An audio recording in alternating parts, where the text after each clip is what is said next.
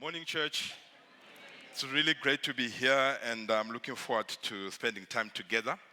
And we're continuing in our series where we're looking through the book of John. And today we are on John 11, continuing last week from what Blessing preached about last week when he talked about the resurrection of Lazarus, which is one of the greatest miracles that we see in the Bible. But before we continue, my brother Dave helped me earlier on to take a photo. And this is the photo that he took this morning. And is it a great photo? Now, I think when you look at that photo, I imagine the first thing that you did or that you're doing at the moment, because I can see where your eyes are, is you're trying to identify your face. You're trying to identify where exactly you are. Maybe some are behind and you feel we're not in the frame. Or maybe one of you, if you can see it closely, you're wondering whether your eyes are open or half shut, or whether there's a hand blocking you, or maybe you might be saying the guys at the front have an advantage and the guys at the back don't have an advantage. And so the way you evaluate this photo, you evaluate through the way you look. You're like, how do I look in this photo? And then that may cause you to say whether it's a good photo or it's not a bad photo. It's a bad photo. And that's often what happens in our hearts when we evaluate everything about life. What you're seeing happening in our hearts as we evaluate this photo is not just a smartphone problem, but it's actually an ancient problem that has continued to be in the hearts of men and women. And to this one, I would want us to look at John chapter 11, where we see the exact same scenario happening with the disciples. And this happened just after the death and the resurrection of Lazarus, which was up until that time the greatest miracle that the people had ever seen. And you wonder the response that would come. So I'll read from John chapter 11, from verses 45 to verses 57. Therefore, many of the Jews who had come to visit Mary and had seen what Jesus did believed in him. But some of them went to the Pharisees and told them what Jesus had done. Then the chief priests and the Pharisees called a meeting of the Sanhedrin. What are we accomplished? They asked. Here's the man performing many signs. If we let him go on like this, everyone will believe in him. And then the Romans will come and take away both our temple and our nation. Then one of them, named Caiaphas, who was high priest that year, spoke up. You know nothing at all. You do not realize that it is better for you that one man die for the people than the whole nation perish. He did not say this on his own, but as high priest that year, he prophesied that Jesus would die for the Jewish nation. And not only for that nation, but for the scattered children of God, to bring them together and make them one. So from that day on, they plotted to take his life. Therefore, Jesus no longer moved about public among the people of Judea. Instead, he withdrew to a region near the wilderness, to a village called Ephraim, where he stayed with his disciples. When it was almost time for the Jewish Passover, many went up from the country to Jerusalem for the ceremonial cleansing before the Passover. They kept looking for Jesus as they stood in the temple courts. They asked one another, what do you think? Isn't he coming to the festival at all? But the chief priests and the Pharisees had given orders that anyone who found out where Jesus was should report it so that they may arrest him. Lord Jesus, we thank you this morning for the opportunity to read your word, for the opportunity to hear from you. I pray, mighty God, that the scriptures may open up in our hearts. Lord, that you may speak to our hearts, each and every heart that is here. In Jesus' mighty name I pray. Amen. What a remarkable response. Imagine what you could feel if you see a dead man rising. The only thing that could cause you to say it's not a good story is if this guy, if he owed you some money. And now he comes back and he says you still need to pay. But if that's not the case, I think you would rejoice. And what had happened in the book of John, from John chapter 1, from John chapter 10, there were many miracles that Jesus did to prove that he was the Messiah. At one point, they came to ask him to say, now, make it clear, are you the Messiah? And he said he was. And he said a lot of I am statements. But on this one, he says, I am the resurrection and the life. And he proved it by raising a decaying man to life. And when he did that, it kind of pivoted, because that kind of miracle was good enough for everyone to see that this man for sure is telling the truth. And it caused a lot of things. Actually, from that verse onwards, from John chapter 11, going to John chapter 12, to the end of the chapter, I think it was just about 2 or 3 weeks, because things started to go downhill, because what they had seen on this day. It was clear, it was evidence that Jesus is the resurrection and the life. But two things often happen when we are confronted by the power of Jesus. There are two things that our hearts do. Number one, we can respond in a humble way, or we can respond in a way that is being proud. Now, when I'm talking about pride in this particular context, it's being proud when you're really looking at your own image and maintaining your own image at all costs, which we'll talk about. And sometimes our hearts will do that. It look at what God is doing, the big picture, the canvas of what God is displaying. And often for us to evaluate the move of God, we often look at how we look in the picture. Our place, our positions, and everything that we hold. And when we maintain that, when we put that up above everything else, it becomes a heart of pride. A heart that is humble looks at God's picture and says, as long as God gets all the glory, I'm happy. And so this is what begins to play out in this story. There are two people who see this. Firstly, it's the Jews. When they saw the miracle, they believed. They believed that for sure Jesus is the Son of God. They believed and repented. And that belief is linked to the feeling or to the desire or to the understanding that every man needs God. They believed that I am not self-reliant. I need God who is the resurrection and the life. But it is opposite to what the others did. They heard the story, they looked at it, and then they went to tell the story or the report to the enemies of Jesus to say, look at what he has done.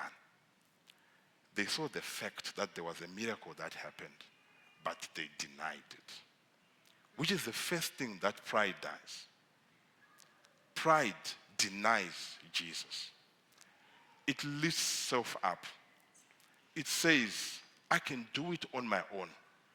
I'm self-reliant. What I know and what I think is bigger than what God does. Even if God does something that is clear to you, that for sure God has moved in my life, what pride does, it still denies. It lives in denial of God, which is the human problem that we face. That men and women, even though we're created by God, but there seems to be a denial of God and an argument that God does not exist. Or a feeling that what I need before God is maybe financial security. That if I get financial security, there's no need for God. Or if I get the best spouse possible, or the best relationship possible, if I have the best parents in the world, or if I have the best children in the world, the best assets. The list could go as long as you want. But the truth of the matter is that every one of us is in need of God. Without God, we are nothing. All the things that I've stated can be important, but they don't hold up without God. It all begins to shake. So my encouragement to you is, where we see God is moving, where we see God is working in our lives, let's not harden our hearts to believe that I can do without God. Men cannot self-regulate, cannot look after themselves if God is not present. Our future and our lives needs God. You know, as a husband, there are certain things that, unless if God speaks to my heart, I can't change. But it requires God. So the first thing, we need God. Pride denies God, lives in denial of God. Humility lives in belief of God. The next thing I want to say here as well is humility prays and pride plots. It's interesting when you see what happened in the story. And as I go on and speak, I will continue to contrast between humility and pride. You know, as the story unfolds, it's interesting to see what Jesus does. The Bible tells us that he takes his disciples and he goes near a wilderness to a place called Ephraim. And if you look in the Bible, whenever Jesus would go to a wilderness, it would normally be to a time of prayer. Because a wilderness is synonymous to a place where there's no disturbance, where there's no comfort, where you're not looking for the best news possible. Your mind is pretty much focusing on God. And when everything happens, he takes his disciples to go there. And he stays there. It's not known how long. Some people say a couple of days. Some people say a couple of weeks. There were other reasons why Jesus went there. Because he didn't want to die at a time that is not appropriate. There was a prescribed time that he wanted to come back. So he was not running away from it all. But one of the things that he did, he withdrew to a place. But contrast it with what the Sanhedrin did. Now, the Sanhedrin is an interesting group of people. Some say it was composed of 70 heavyweights, spiritual heavyweights, Sadducees, and Pharisees, who were responsible for looking after the Jewish law. These are the people who should have been, under normal circumstances, been able to identify the Messiah one time. But they are the people who were fighting against it. When this man was raised to life, the problem is that they were so concerned about how they would look amongst the people. They said, if the Romans come and hear these things, and hear that Jesus is becoming popular, he's going to take away our temple, he's going to take our place and our position. So instead, they plotted, they called a meeting. It was not a prayer meeting, it was a strategic meeting to plot, to connive, to scheme, to think, how can I just win my way and get to the top? And that's what pride does. It strengthens the muscle of plotting, not the muscle of prayer. It goes up by plotting. And when you plot, the thing that they plotted and made the plan on was that they said, it is better for one man to die. Those plots don't give regard to others. They don't give regard to how other people might feel or other persons might feel, as long as that plot lifts you up and places everyone on the ground. Does not empathize on who you can step on, doesn't care. As long as it lifts itself up, irregardless of the price or the consequence on the others. That is exactly where they was. Jesus strengthens prayer. And the interesting thing about prayer or worship is that it exalts God. The Bible says, be still and know that I am God. And that verse talks about you being still and quieting down everything that comes against the idea that God is God. When you realize that God doesn't change, He's the great I am, He's the resurrection and the life. When you put God in His rightful place, it is easier to pray and align yourself towards that will. But pride does the exact opposite. It fights. It exalts yourself. And that is exactly where we find the Sanhedrin. Interesting thing about the Sanhedrin is that they probably were the religious leaders of the day. If I was to try and picture who the Sanhedrin is today, maybe let me not finish that statement, who they are. But they were the religious leaders of that time. They had the position. And they felt that was the most important thing. You know, you laughed when I said, but you know what? Every one of us can have a little Sanhedrin in our hearts. I'll get to that part. We can have that, where how we live, how we progress in our life is all about plotting in our families, in our friendships, in our relationships. It's all plotting and plotting and plotting to try and lift yourself up. Remember one time I was tempted to plot. It's a short story. I remember I went to my rural home. It's called Mwenezi, which is close to Beitbridge. And we had a big family gathering for the Mahobele family. And we just started to talk one of the nights. And we started to talk about how you can slaughter a cow. So everyone was speaking about their ideas. And then I remember what I'd heard.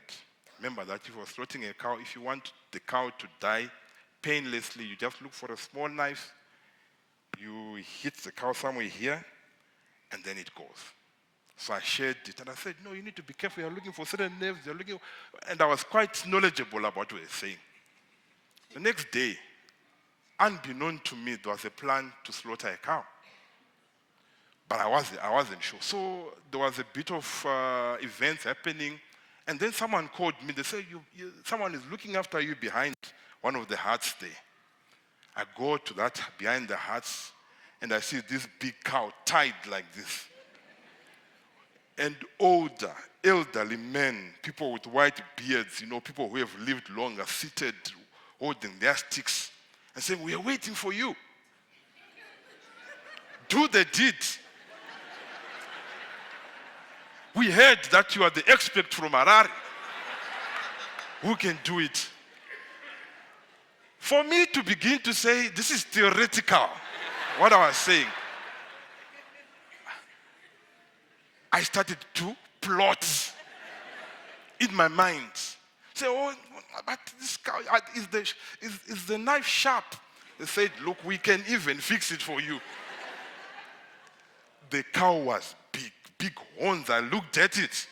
I had never done it. I didn't even know if what I was saying was true.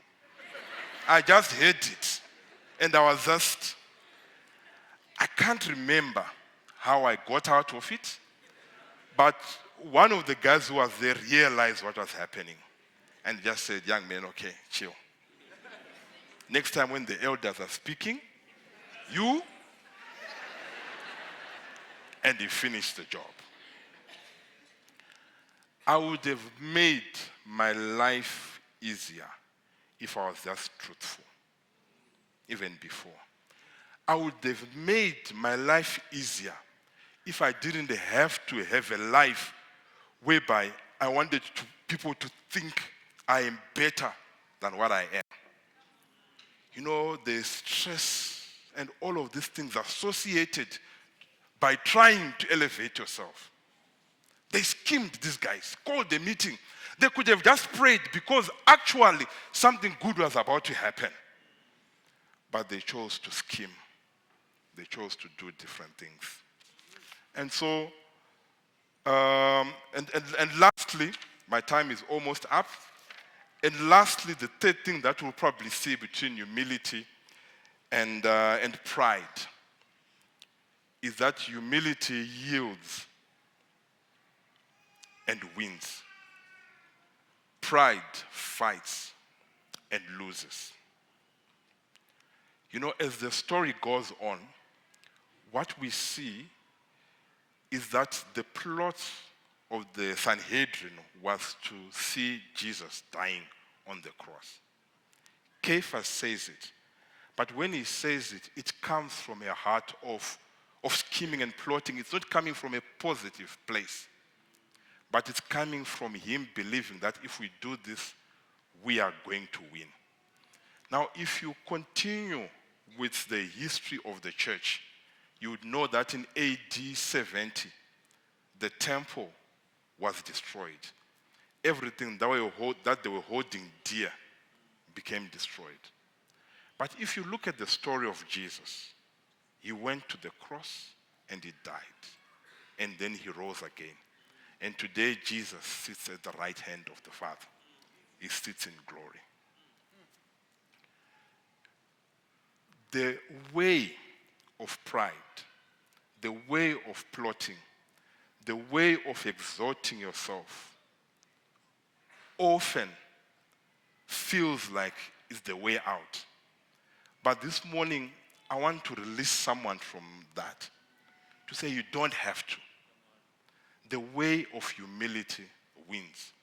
The couple of verses that I just want to quote here, like this one, Proverbs 16, 18 to 19. Pride goes before destruction. A haughty spirit before a fall. Better to be lowly in spirit along with the oppressed than to share the plunder with the proud. 1 Peter 5, 6. Humble yourself therefore under God's mighty hand, that he may lift you up in due time. God is the one that lifts up. The way of humility comes to victory. The way of pride comes to a loss. As I close this morning, you know, I talked this story and we probably looked at this story in abstract, what the Sanhedrin did, and we can easily pick that they were proud people. The issue with pride is that it is very difficult to diagnose it in your life. It's easier for you to say, that man is proud. That women are proud. Those people are proud. But it's very difficult for you to realize it in your own life. And this morning, I just want us to pray and say, God, search me. And to make a conscious decision that I will be humble, that I would look at the bigger picture, the picture of God. You don't have to be right every time. Save yourself from that fight. Not everyone has to think that you are so impressive. You will never accomplish it, no matter how much you try. But if you focus to say, let me worship God, let God be God, that one you will receive. So a couple of questions, maybe my last slides to the media team.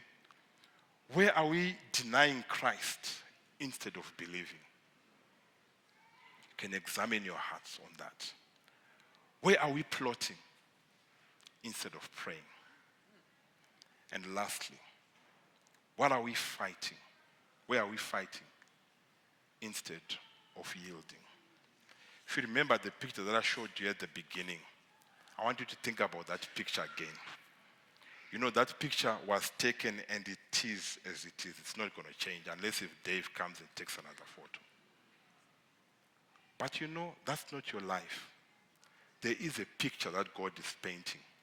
There is this big story that we are part of.